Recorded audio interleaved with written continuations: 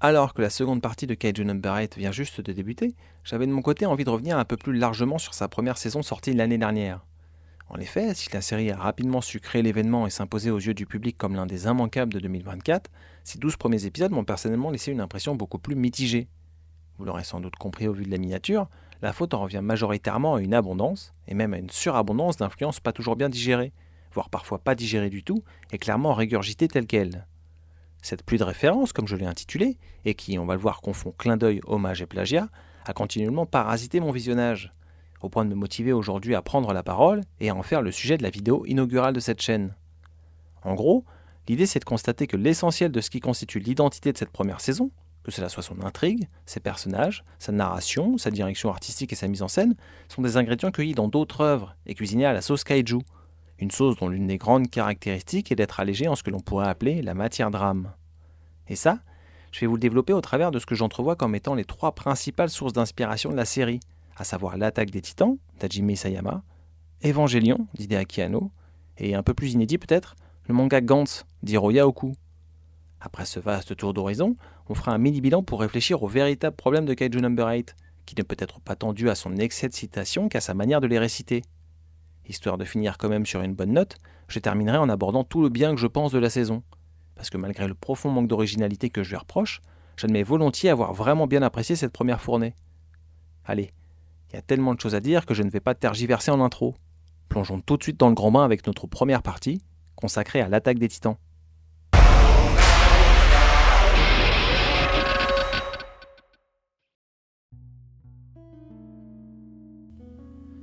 De toutes les références, celle de l'attaque des Titans est très certainement la plus prégnante, car au-delà de simplement réinterpréter quelques-unes de ses scènes, c'est carrément l'intégralité de sa construction scénaristique que Kaiju Number 8 va s'approprier. Pour peu que l'on pose à plat les deux récits, l'on ne peut que déplorer de voir à quel point cette première saison reprend à la lettre les bases de la trame écrite par Hajime Isayama. Pour l'une comme pour l'autre, l'histoire se déroule dans un monde soumis, depuis des décennies maintenant, à des attaques de créatures gigantesques. L'humanité a appris à faire face, mais même si elle ne cesse de les étudier, elle ne parvient toujours pas à percer le mystère entourant les origines et les objectifs de ces agresseurs. C'est dans ce contexte que l'on va suivre les aventures de notre héros, un personnage qui, enfant, s'est fait la promesse d'exterminer jusqu'au dernier de ces monstres qui lui ont tout enlevé. Pour cela, il va des années plus tard chercher à rejoindre une brigade d'élite en charge de les combattre, un but qu'il atteindra au terme d'un examen particulièrement ardu, réussi davantage grâce à sa ténacité qu'à ses dons naturels. Au sein de ce bataillon mené par un commandant brillant et son adjoint dévoué, il se liera d'amitié avec plusieurs de ses compagnons d'armes, parmi lesquels un garçon loyal et une fille prodige. Ensemble, ils formeront un trio dont la dynamique sera l'un des moteurs de la narration. Pour une raison que l'on ignore encore mais que l'on devine bien précise, le protagoniste va également obtenir la faculté de se transformer en monstre. Dans les deux cas, la métamorphose aura lieu après une interaction orale avec l'un d'eux. Le premier se fera dévorer par un titan, tandis que le second se retrouvera forcé d'avaler un kaiju.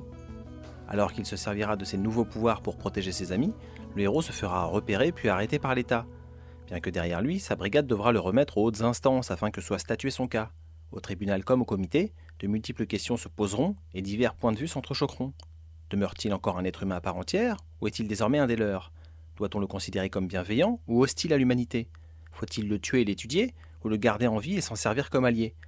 Le verdict reviendra à un seul homme, dont le dernier mot sera de réintégrer le garçon dans les forces, où il devra apprendre à canaliser sa puissance et à exploiter le plein potentiel de sa condition inédite. Une décision en partie justifiée par l'état d'urgence de la situation générale, car ces derniers temps, la fréquence et la gravité des attaques s'intensifient, et l'apparition croissante de monstres hors du commun interroge. Et puis surtout, il s'avère maintenant vérifié que le héros ne soit pas le seul à savoir se transformer. Dans le camp adverse, un ennemi capable de modifier son apparence a depuis peu infiltré nos rangs. Aujourd'hui, un traître aux intentions inconnues se cache donc au milieu du genre humain, et parvenir à le débusquer s'impose comme l'enjeu prioritaire des forces de défense. Après ce parallèle éloquent, enfin je l'espère, on pourrait croire qu'on a dit l'essentiel. Mais pour revisiter l'expression, ce serait la forêt qui dissimule les arbres. Et dans ce cas précis, plutôt que la canopée, ce sont surtout les troncs et branchages qui m'intéressent. Comme je l'ai déjà mentionné, j'estime que la plupart des éléments narratifs et esthétiques de cette première saison sont le fruit d'une réappropriation sauce kaiju. Il est l'heure d'expliquer ce que je veux entendre par là, et ça commence dès l'introduction du premier épisode, qui semble être construite en parfait miroir de celle de l'attaque des Titans. Cette introduction, on pourrait la diviser en deux parties, avec d'abord un prologue, suivi de ce que j'appelle la scène du retour au bercail. Le prologue, lui, consiste à poser rapidement l'univers en présentant menaces et unités de combat. Dans Number 8, un kaiju se manifeste en ville avant d'être abattu par les forces de défense. Pour SNK, c'est un titan qui est repéré dans la forêt, puis pris pour cible par le bataillon d'exploration. Et déjà, la ressemblance est quasi impeccable. Dans le premier cas, on a une créature sauvage qui se balade librement dans une mégalopole surpeuplée et dévoilant son visage à la caméra entre deux buildings, qui sont ici comme deux arbres d'une gigantesque jungle urbaine. Dans le second, c'est à l'inverse une silhouette humaine qui déambule dans un cadre naturel désert et aperçue à travers de véritables arbres. Vient la cavalerie. Si un monde de technologie les sépare, l'une débarquant par hélico, l'autre arrivant à dos de chevaux, les deux troupes arborent néanmoins un équipement particulier qui leur permet de défier la gravité et de virevolter dans les airs autour du monstre. Le prologue de SNK s'arrête net alors que l'un des membres du bataillon s'apprête à porter le premier coup, tandis que celui de Number 8 voit l'affrontement se résoudre par la main de Mina Hashiro, qui trucide le kaiju avec son canon. Je reviendrai par la suite sur cette entrée en scène, car elle est loin d'être anodine. Pour l'instant, enchaînons avec la seconde scène de cette intro, celle donc du retour au bercail. Celle-ci relate le retour à la maison des troupes après l'assaut du prologue. Et là, autant dire que c'est deux animés, deux ambiances. À vrai dire, c'en est presque fascinant de voir à quel point les deux passages sont asymétriques, à quel point ils utilisent la même idée pour exprimer des rapports émotionnels inversés, à croire que l'une, celle de Kaiju Number 8, a été réfléchie et montée en total contrepoint de celle de SNK. Du côté de Number 8, ça ressemble à un moment de liesse populaire. Entre applaudissements, banderoles et cris de joie, les forces de défense paradent en habitués sous les acclamations d'une foule aux anges qui célèbre une victoire absolue, puisqu'en effet, un journaliste nous apprend qu'à nouveau, il n'y a pas eu le moindre blessé à déplorer. Au contraire, la mission de SNK semble avoir été un désastre. Dans une atmosphère de procession funéraire où les chuchotements des quelques curieux ne parviennent même pas à couvrir le pas des chevaux, le bataillon défile honteux, éclopé et décimé. Tandis que le journaliste était comblé d'annoncer un succès, c'est cette fois-ci à une mère inquiète d'aller demander des nouvelles. On apprend alors de la bouche du commandant Chardis que l'expédition fut un échec absolu, puisque non seulement plusieurs membres sont morts, mais qu'en plus, le groupe n'a pas réussi à obtenir la moindre information supplémentaire sur les Titans. Concrètement, cette expédition a donc été totalement inutile. Et au moins tendu d'adoration par la foule de Number 8, SNK ne peut, lui, que renvoyer une image morbide de bras coupés, dernière trace d'un fils vainement mort au combat. Un de plus à en juger par les commentaires désabusés des citoyens qui, loin du fan club quasi sportif des forces de défense, sont blasés des défaites de cette équipe incompétente engraissée à leurs frais. Cependant, à chaque fois, il y a une exception dans le public. Un individu qui ne partage pas d'un côté l'euphorie et de l'autre l'abattement du reste du monde. Ce personnage, c'est le héros. En entendant la cloche sonner, signal du retour de l'expédition, le jeune Eren s'enthousiasme et s'empresse d'aller acclamer l'arrivée du bataillon dont il rêve de rejoindre les rangs. A l'inverse, le vieux Kafka, en route pour aller travailler, semble presque tomber par hasard sur un défilé qu'il éviterait volontiers. Ce qu'il va faire d'ailleurs, prenant le soin de marcher derrière la foule et même de lui tourner le dos quand le petit Eren fera des pieds et des mains pour assister au spectacle. Le plus symbolique de la scène intervient au moment de l'échange des regards. Lorsque le major Erwin, l'ami déconfite, croise celui pétri d'espoir d'Eren au milieu de la foule, il ne peut que détourner la tête. Un geste que Mina n'aura jamais l'occasion de faire puisque Kafka ne daignera même pas lui accorder un coup d'œil. Et puis surtout, c'est un geste humiliant dont elle n'aurait pas eu l'idée car la honte n'est pas dans son camp à elle mais bien dans son camp à lui, qui en est d'ailleurs parfaitement conscient. Parce qu'il n'a pas respecté leur serment, il se sait incapable de soutenir le regard de Mina. À l'opposé du passionné Eren, jeune garçon plein d'idéal, il y a donc le désabusé Kafka, trentenaire marchant à reculons dans son rêve d'enfant et creusant toujours davantage ce fossé intérieur entre celui qu'il s'était promis de devenir et celui qu'il est réellement devenu. Un nettoyeur certes très efficace, mais à des années-lumière de l'officier stylé fantasmé sur les bancs de l'école. À ce niveau-là, il y a d'ailleurs un truc que j'ai trouvé particulièrement intelligent. C'est une petite chose de rien du tout, mais qui souligne habilement son échec personnel et témoigne bien de l'invisibilisation de sa tâche par la société. Ce détail, c'est que sa présence a été coupée au montage pour les retransmissions à la télé. Mina est une idole, elle fait des gros titres, son portrait est placardé partout en ville et plusieurs recrues se sont engagées dans les forces sur son modèle. Alors que son image est élevée au rang d'exemple pour la nouvelle génération, Kafka, dont le travail est pourtant essentiel à la bonne marche du pays, voit la sienne gommée du paysage. Lui qui se rêvait partie prenante de l'avenir de la patrie est aujourd'hui insignifiant aux yeux de ceux qui l'entourent. Il ne fait littéralement plus partie du même monde que Mina. On notera pour terminer que le retentissement de la victoire des forces de défense, diffusée à grande échelle, entre en totale opposition avec celui de la débâcle du bataillon d'exploration, dont les membres continueront leur route la queue entre les jambes dans une indifférence générale. Ceci étant dit, je reviens maintenant sur l'apparition du personnage de Mina lors du prologue. Comme je l'ai dit il y a quelques minutes, ce bref passage est loin d'être anodin. Il est même justement révélateur de deux aspects fondamentaux de la série. Le premier effet que produit l'arrivée de Mina, c'est qu'elle instaure d'emblée la saison sous le sceau de la référence. Car peut-être ne l'avez-vous pas remarqué, mais cette entrée en scène où elle saute de l'hélico pour venir fracasser le sol à l'atterrissage est un pur copier-coller. Elle reprend l'une des séquences iconiques du film Ghost in the Shell de Mamoru Oshii sorti en 1995. Enfin, je dis l'une des scènes iconiques, mais l'intégralité de ce chef-d'œuvre est iconique, donc bon. Bref, tous les aspects y sont similaires jusqu'à ce dernier plan qui, en guise d'hommage tout à fait assumé, se veut parfaitement identique. Compte tenu de l'efficacité et des capacités presque surhumaines de Mina, on peut trouver la connexion plutôt bien trouvée. La fin de l'épisode revisitera d'ailleurs, de façon moins grossière, un autre plan du film.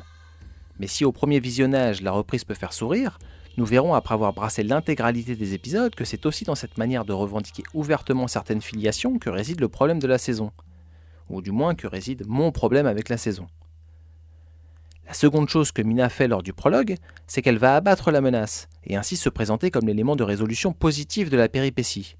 Et ça n'a peut-être l'air de rien, mais c'est là tout le secret de la cuisine number 8. C'est-à-dire puiser des recettes dans des œuvres plus tragiques qu'elle, reproduire les plats à l'identique, et une fois que l'assiette est dressée, ou autrement formulé, une fois que la tension atteint son maximal, napper le tout d'une sauce kaiju. La sauce kaiju, c'est ce personnage sauveur que l'on rajoute à la fin d'une scène critique, et qui va solutionner toute situation désespérée. Il lui arrive de prendre les traits de Mina, de Kikolu et parfois d'Ichikawa, mais passé les débuts, il se manifeste principalement en la personne de Kafka. Arrivé là, il m'est crucial de préciser un truc. Le fait que Kaiju Number 8 use régulièrement de la figure du justicier, qui désamorce la plupart de ses moments décisifs et qu'il soit donc allégé en matière drame, non seulement ce n'est pas grave, mais ce n'est pas non plus péjoratif. Au-delà de quelconque jugement de valeur, il faut même comprendre que c'est quelque chose de normal, et ça pour deux raisons. Déjà, parce que Kaiju Number 8 est un shonen pur jus, ce n'est pas le cas de ses aînés. La tonalité générale de l'attaque des titans fait presque une anomalie du genre, et pour ce qui est d'Evangelion, son jusqu'au boutisme thématique et artistique n'a rien à branler de ce genre de considération. Dans ces deux cas, il est question d'œuvres particulièrement libres et avant-gardistes, imaginées par des esprits brillants qui ont explosé des barrières sans s'en rendre compte, car sans s'en soucier. Gantz, lui, n'est même pas concerné, puisqu'il s'agit officiellement d'un seinen. Édité par la Shueisha, Kaiju Number 8 a la volonté d'être un titre plus léger et la vocation de viser un auditoire plus large. C'est un manga qui s'inscrit dans une certaine tradition, régie par un cahier des charges rigoureux. Et s'il aime s'inspirer de grands frères hors normes, ce serait davantage à des camarades de classe plus studieux tels que My Hero Academia qui devraient être comparés. Et justement, je ne cite pas la série de Horikoshi par hasard, de même que je n'ai pas utilisé l'expression figure du justicier simplement pour faire joli. Car parmi tous les genres brassés par Naoya Matsumoto, il y a bien sûr le film de monstres, mais aussi le récit de super-héros. À bien y regarder, l'histoire de Kaiju Number 8, c'est peu ou prou celle du Spider-Man de Sam Raimi. Celle d'un mec un peu loser, qui après un contact avec une bête chelou va obtenir des super-pouvoirs. Des super-pouvoirs dont il va se servir pour sauver la veuve et l'orpheline sous couvert d'une identité gardée secrète. Parallèlement à ça, il aimerait bien se rapprocher de son amour d'école, devenue aujourd'hui une femme accomplie et a priori hors de portée. Ah, et à un moment donné, sa combinaison vivante va aussi chercher à prendre possession de lui, et il devra se battre pour rester soi-même. Au travers de la dualité Kafka et Kaiju numéro 8, le mangaka va ainsi travailler la notion d'alter ego, et cela transparaît dès le nom Ibino, composé de 3 kanji, généralement utilisés pour signifier respectivement soleil ou jour, équivalent aux comparaisons, et sauvage. En gros, il véhicule l'idée d'une balance entre quelque chose de lumineux et d'animal. Son prénom Kafka, lui, est bien sûr une référence à l'écrivain Franz Kafka et à son roman La Métamorphose, dans lequel il raconte le désespoir d'un homme transformé en insecte. Le récit débute par cette phrase. Lorsque Grégor Samsa s'éveilla un matin au sortir de rêves agités, il se retrouva dans son lit changé en un énorme cancrelat, ce qui est possiblement l'une des raisons pour laquelle la métamorphose d'Ibino se déroule dans un lit d'hôpital. Plus largement, cette ambivalence va passer par une structure dramatique axée autour de l'iconisation et animée par l'objectif d'asseoir toujours plus la classe de son personnage. Construire un justicier, c'est l'une des ambitions pionnières de l'auteur, comme en témoigne l'un des commentaires présents dans le premier volume. J'aime les héros charismatiques dont la seule présence suffit à se dire « on est sauvé ». J'espère que Kafka évoluera jusqu'à ce niveau. C'est pour ça les apparitions messianiques, c'est pour ça les postures stylisées, et c'est pour ça les punchlines, qui peuvent là encore envoyer à l'homme araignée. Je sais que j'ai répété que cette vidéo se concentrait uniquement sur la première saison, mais à la vue des 4 premiers épisodes de la seconde, je ne peux m'empêcher d'en toucher un petit mot. Pour dire, justement, qu'elle semble parfaitement prolonger cette volonté d'un récit de super-héros et continuer à creuser la notion d'alter ego. En termes de thématique, ce début de saison s'inscrit pleinement dans les codes d'une suite où le personnage connaît un doute existentiel le privant de ses pouvoirs. C'est ce qui arrivait déjà dans le Spider-Man 2 de Sam Raimi, encore lui, où Peter traversa un gros passage à vide avant de rebondir. Le parallèle est d'autant plus prenant que le premier film Spider-Man, comme la première saison de Kaiju Number 8, se concluait sur une affirmation de soi de la part du protagoniste. Peter terminait en effet le long métrage en disant « Je suis Spider-Man », tandis que le dernier combat du Kaiju numéro 8 le conduisait précisément à s'affirmer comme cet être humain appelé Kafka Ibino. Mais cette connexion entre émotion et capacité est une récurrence chez les méta-humains. Pour n'en mentionner qu'un, Miles Morales connaîtra ses propres troubles dans Into the Spider-Verse. Et si c'est lui que je choisis de citer, c'est parce que Number 8 lui-même l'évoque, le nouvel ending de cette saison renvoyant clairement à la direction artistique de ses films d'animation. Pour aborder le visuel, lui aussi souligne le propos de la dualité avec un jeu de couleurs aussi basique qu'efficace sur le regard d'Ibino. Mais surtout, il continue de piocher allègrement dans l'imagerie du super-héros lors d'une séquence de vol qui, entre autres clins d'œil à Superman, accentue une filiation à Iron Man déjà largement soulignée auparavant. Niveau mise en scène, j'ai néanmoins l'impression que la plus grande source d'inspiration de ce début de saison est la série elle-même, puisque ces 4 épisodes versent énormément dans l'autocitation. Personnellement, je ne vais pas m'en plaindre, car la reprise altérée de ces séquences exprime bien la différence de culture entre les unités et le changement d'état d'esprit de Kafka.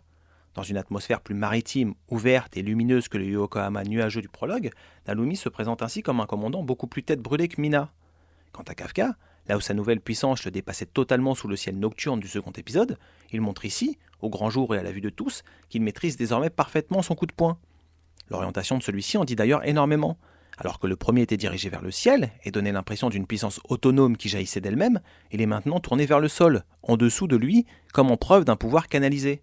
Et puis comme ça, on en profite tous pour refaire un petit coucou à Iron Man. Vous l'aurez compris, il y aura certainement pas mal de choses à dire sur la prochaine saison. Et encore, je vous passe l'histoire du méchant qui fait sa mue, se dissimule parmi les humains et revient absorber des monstres numérotés pour devenir plus fort. Revenons-en plutôt à nos moutons, shonen et super-héros. Parce qu'il choisit d'allier ces deux types de récits très codifiés et grand public, difficile de reprocher à Kaiju Number 8 une structure classique, une figure chevaleresque et un caractère décontracté.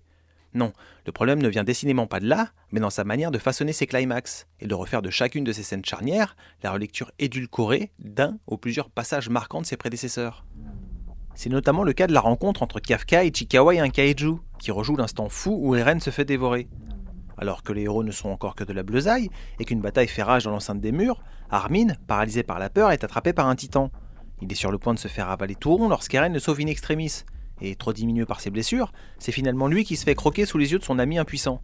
C'est sensiblement le même déroulement dans Number 8, où le pas encore soldat Ichikawa, l'esprit ailleurs, se fait attaquer en traître par un kaiju, avant d'être sauvé sur le fil par Kafka. Lui aussi pas encore de taille, et lui aussi blessé à la jambe d'ailleurs, il se résigne à être becqueté quand démarre précisément la résolution positive de la séquence. Celle-ci se déroule en 2 temps. Elle commence avec le retour d'Ichikawa, qui contrairement à Armin a su puiser en lui de quoi aider son pote, avant de se solder par l'arrivée des forces de défense. Après la première rencontre avec un kaiju, la revisite concerne aussi la première rencontre en tant que kaiju, qui réécrit la tragédie de la mère d'Eren en la résolvant 7 fois par la scène où ce dernier sauve Mikasa. Au début de SNK, des titans parviennent à perforer le mur protecteur de l'humanité. La percée projette beaucoup de débris, dont certains atterrissent sur la maison d'Eren qui, lorsqu'il y retourne pour chercher sa mère, la retrouve bloquée sous les décombres. Alors que lui et Mikasa tentent vainement de la sortir de là, un titan les prend tous les 3 pour cible. La mère a beau leur ordonner de s'en aller, le petit garçon ne veut rien entendre, et les enfants ne quitteront les lieux que de force par un soldat qui les embarquera sur le dos, laissant au héros toute l'horreur d'assister à la vision traumatique de sa vie. Dans le second épisode de Number 8, alors que Kafka sous forme kaiju court se cacher des forces de défense en chemin pour le dégommer, il s'arrête net. Une sensation, assimilable à un spider sense, l'informe qu'un kaiju rôdant sous terre s'approche de la surface. Et en effet, à quelques centaines de mètres de là, se produit aussitôt une explosion qui, comme l'arrivée des titans, provoque une pluie de débris aux alentours. Dans l'une des maisons touchées, on y rejoint une enfant cherchant à extirper sa mère des ruines. Même échange que dans la série d'Isayama. La mère a beau enjoindre sa fille à s'en aller, celle-ci ne veut rien savoir quand débarque le kaiju. Flairant ses proies, il s'apprête à n'en faire qu'une bouchée, mais la seule chose qu'il va finalement manger, c'est une gauche monumentale de Kafka revenue sur ses pas. Ce punch aussi, on l'a déjà vu dans SNK. Dans l'épisode 7, Mikasa, prise au piège entre 2 titans, se croit perdue. Alors qu'elle se décide à jeter ses dernières forces dans la bataille, elle est devancée par l'un des titans, en réalité Eren nouvellement transformé, qui décoche une droite légendaire à son homologue. Bien sûr, Number 8 travaille à son propre récit. Que cela soit par le souvenir de Kafka, ou le dialogue qui s'ensuit entre la fille et la femme, l'épisode instaure une filiation entre l'enfant et Mina. Désormais capable de se battre, Kafka peut accomplir physiquement ce qu'il n'avait pu faire que moralement à l'époque, protéger les autres, à commencer par la nouvelle génération. Néanmoins, je trouve ça amusant de voir à quel point les 2 œuvres peuvent communiquer par la résonance de leur narration, ou par celle du plagiat, c'est selon. C'est comme si le petit Eren, absent ici de la maison, était en quelque sorte revenu réparer la scène d'une autre série pour empêcher le traumatisme de se produire. Le tout en conservant le sauvetage originel de Mikasa, puisque l'on verra plus tard que Mina, réinterprétée ici par la petite fille, est en réalité une sorte de Mikasa 8.0. Mais avant, je voudrais revenir sur un ultime passage, à mes yeux le plus représentatif de tous, car le plus flagrant en termes de réappropriation. C'est celui de la rencontre avec l'antagoniste principal de la série. Et à ce niveau-là, c'est bien simple. Number 8, avec l'apparition du kaiju numéro 9, n'a fait que reproduire à l'exact identique la scène d'introduction du titan bestial. Prenons le 4e épisode de Kaiju, le 26e de SNK, et voyons ça. Dans chacun des cas, cela démarre alors que le protagoniste vient de remplir sa mission. Shinomiya est venu à bout de tous les Kaiju de l'examen, et Mike Zacharias a gagné suffisamment de temps pour permettre à ses compagnons de s'échapper. Pour l'un comme pour l'autre, il est maintenant l'heure de rentrer à la base. C'est à ce moment-là, et de manière totalement imprévue, que l'adversaire rentre en jeu. Attendant que son cheval revienne, Zacharias repère un titan étrange, ne ressemblant à aucun autre. S'il semble impressionnant, il se contente toutefois de déambuler indifférent à l'homme, jusqu'à cet instant lunaire où il chope le cheval qui passe à portée de main et le balance sur Mike. Dans sa chute, celui-ci se fait attraper et puis croquer les jambes par un titan. Shinomiya, de son côté, s'apprête à aller joyeusement se foutre de la gueule de Kafka quand surgit derrière elle le kaiju numéro 9. À peine a-t-elle le temps de se retourner qu'elle se fait shooter à bout portant en plein cœur. Surpris de voir sa victime toujours vivante, le kaiju s'interroge sur la combinaison de Kikolu. Un intérêt pour la technologie humaine partagé par le titan bestial, qui questionne Mike sur l'équipement tridimensionnel. Mais Zacharias reste sans voix. Tout comme Shinomiya, il est médusé d'entendre un monstre parler, d'autant que ce n'est pas la seule chose hors du commun dont il est capable. Les deux soldats sont visiblement face à des individus exceptionnels de leur race, souriants car supérieurs, habitués à commander à ses congénères et bénéficiant d'un pouvoir de vie et de mort sur eux. C'est ainsi que deux passages miroirs montrent numéro 9 ressusciter un kaiju et le bestial écrabouiller un titan, chacun sans le moindre effort, d'un simple geste de la main. Finalement, ayant terminé ce qu'ils avaient à faire, les deux antagonistes quitteront les lieux en laissant l'humain immobilisé, à la merci de créatures qu'il avait pourtant réussi à dominer sans mal précédemment. Évidemment, dans Number 8, le super-héros Kafka arrivera pile au bon moment pour sauver Kikolu. Œuvre infiniment plus désespérée, SNK n'enverra en revanche jamais personne au secours de Mike Zacharias, condamné à être dévoré dans la plus grande des solitudes. Que cela soit pour Kaiju Number 8 ou l'attaque des Titans, il s'agit d'une scène charnière. Elle introduit l'ennemi phare de la série, qui en humiliant deux des grands espoirs de l'humanité, va switcher les rapports de force.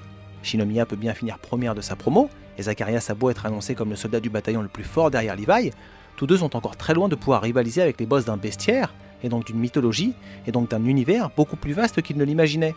Cette rencontre ne fait pas que renverser l'échelle des puissances, elle agrandit également l'échelle du récit. Et puis, en termes de narration pure, l'imprévisibilité du moment rend la scène d'une puissance folle. Enfin, du côté de SNK. Car si le passage de Number 8 demeure réussi, le simple fait qu'il reprenne à la lettre celui de son aîné l'empêche d'avoir ne serait-ce que la moitié de son impact.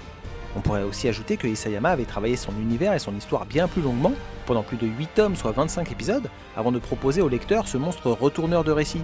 Du côté de Number 8, le kaiju numéro 9 n'intervient qu'à la fin du premier volume, qui correspond seulement au 4e épisode de la série animée.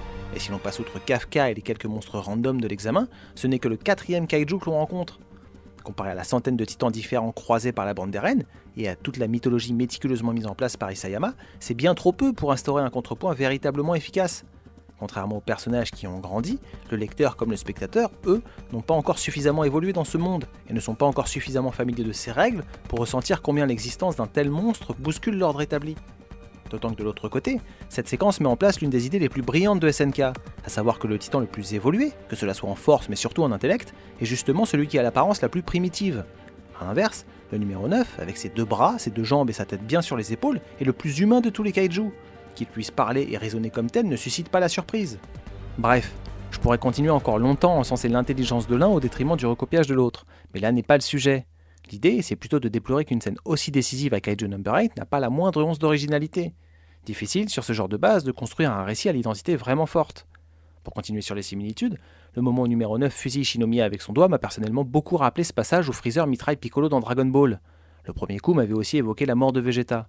J'admets que c'est un peu tiré par les cheveux, mais après tout, ce ne serait pas la seule référence à l'œuvre de Toriyama, puisque dans l'épisode 12, la technologie qui sert à soigner Kafka renvoie clairement aux machines médicales de l'armée de Freezer. Après avoir vu plusieurs scènes, j'aimerais maintenant revenir sur certains membres du casting de la saison, qui s'apparentent là encore à des relectures de personnages d'autres séries, SNK en tête.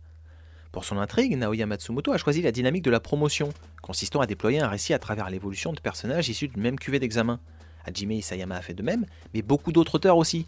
La méthode n'est pas nouvelle, et présente pour le mangaka l'avantage d'introduire aisément plusieurs profils très variés, ce qui peut également être son inconvénient. Pour peu que le chara-design soit plutôt commun, ou la narration pas suffisamment maîtrisée, dévoiler d'un coup un large panel de personnages peut perdre le spectateur.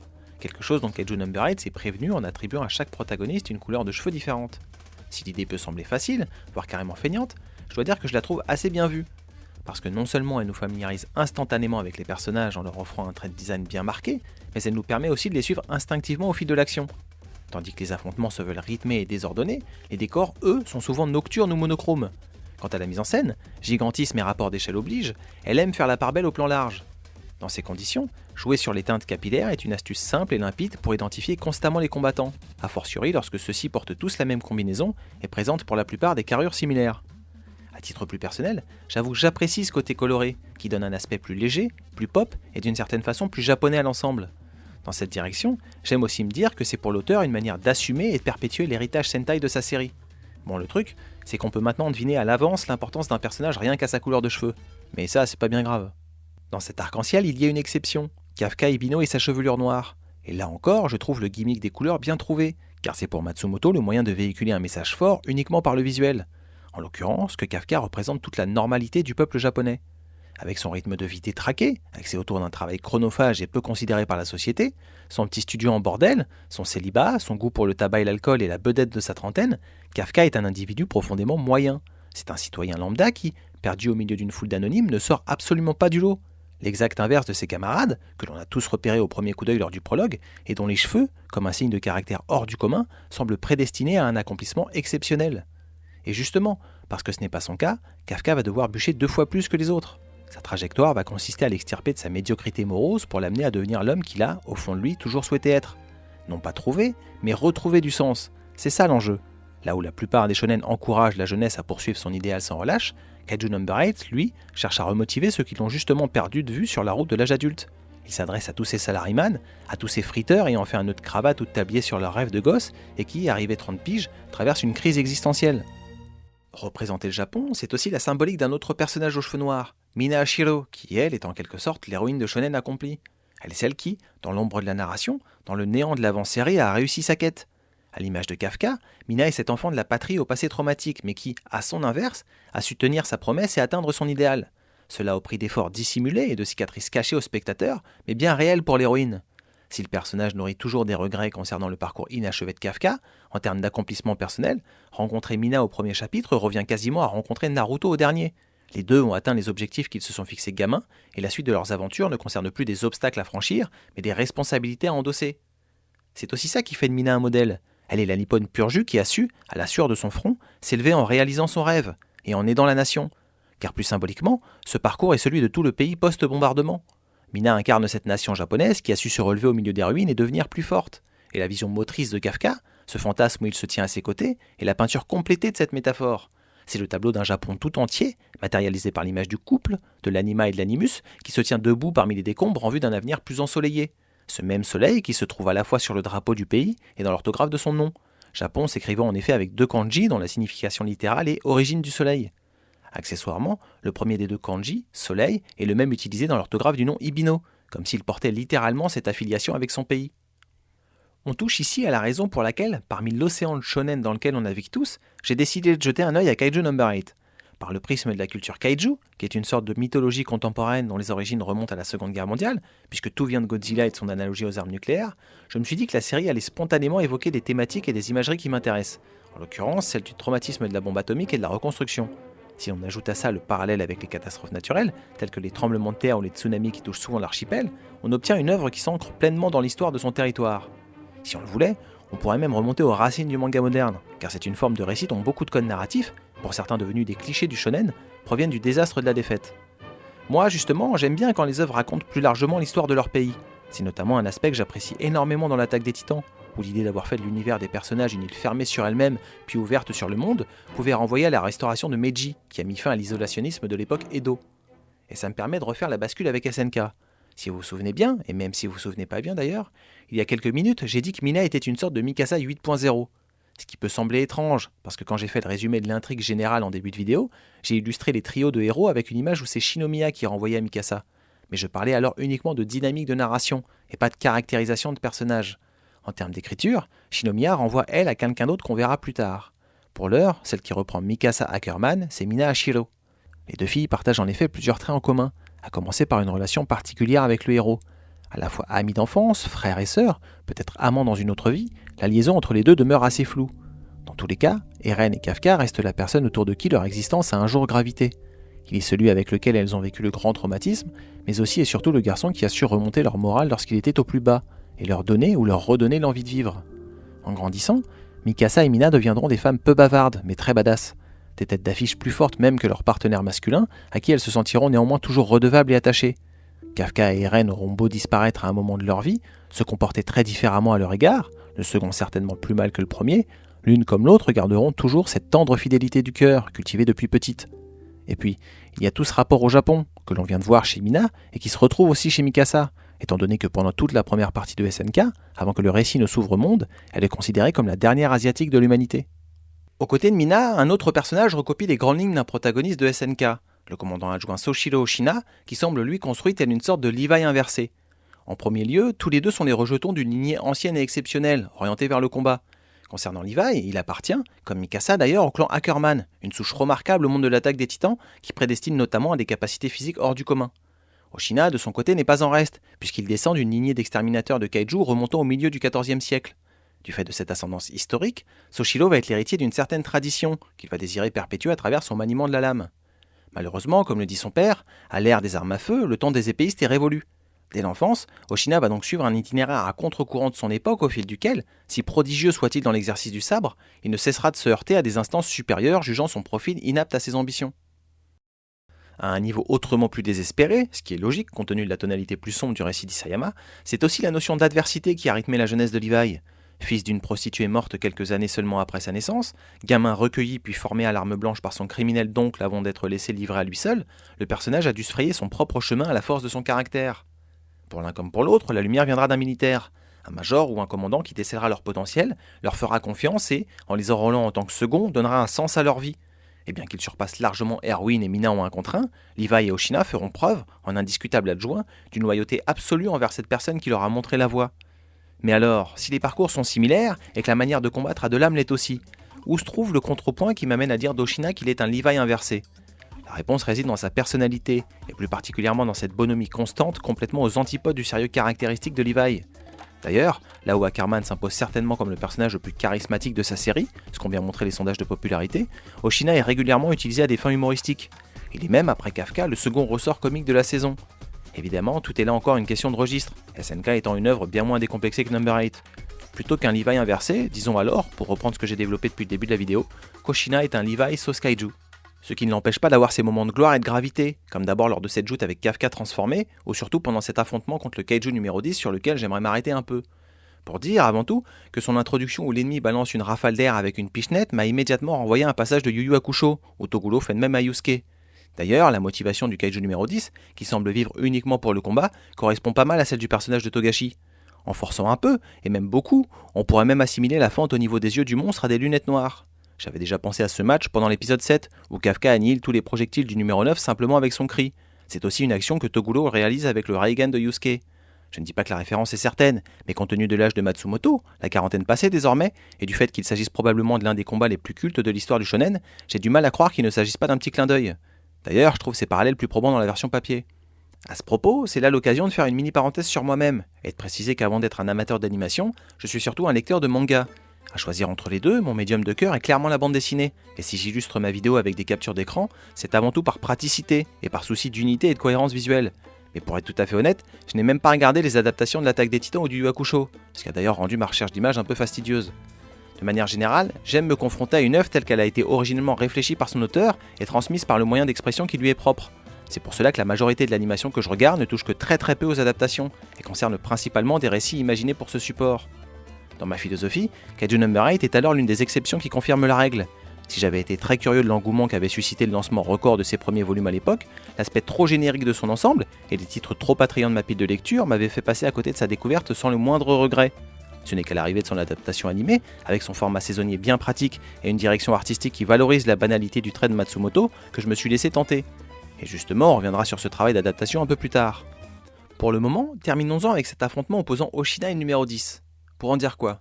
Eh bien, pour constater qu'une fois que ce dernier atteint une taille démesurée, le combat ne devient ni plus ni moins qu'un ersatz de confrontation contre le titan colossal. Entre le gigantisme et la couleur rouge de l'ennemi, la manière de se battre et de se mouvoir du héros, la chorégraphie et les différents angles de caméra, la scène semble tout droit sortie du 5e épisode de SNK, où Eren s'attaque pour la première fois à l'antagoniste emblématique de la série. Et comme s'il voulait pousser le vice de la ressemblance jusqu'au bout, le numéro 10 a même jugé bon de dégager un nuage de vapeur brûlante lors de sa transformation, ce qui est précisément l'une des capacités spécifiques au titan colossal dans le récit d'Isayama.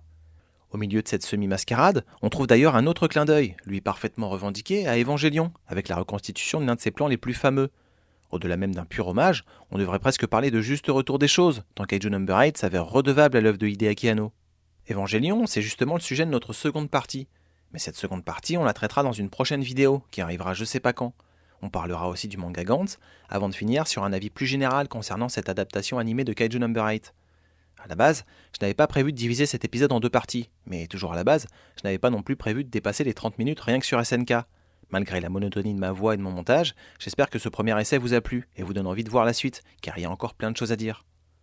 Maintenant que vous venez de passer tant de temps à m'écouter, ce dont je vous remercie, je vous propose de couper YouTube et d'aller dire aux gens que vous aimez que vous les aimez. Vous vous en foutez certainement, mais sachez que moi en tout cas c'est ce que je vais faire. Allez, faites attention à vous et à la prochaine.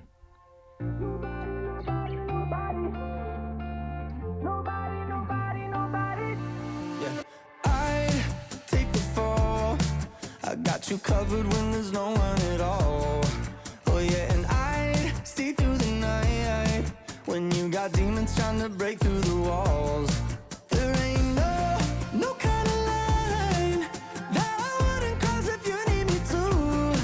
You're out here searching for signs, so I think it's finally time that you knew. Nobody got you the way I do. Whatever demons you're fighting through, when you need somebody to turn to, nobody got you the way I do, the way I do. Nobody, nobody, nobody got you the way I do. Nobody, nobody, nobody, nobody got you the way I do, the way I do. When you go dark and the nights get so cold, I'll be on my way to you. You know I ain't trying to lose you, oh no. If you're in hell, I go there too. There ain't no kind of line that I wouldn't cross if you need me to. You're out here searching for signs, so I think it's finally time that you knew. Nobody got you the way I do. Whatever demons you're fighting through, when you need somebody to turn to, nobody got you the way I do, the way I do. Nobody, nobody, nobody got you the way I do. Nobody, nobody, nobody, nobody got you the way I do, the way I do.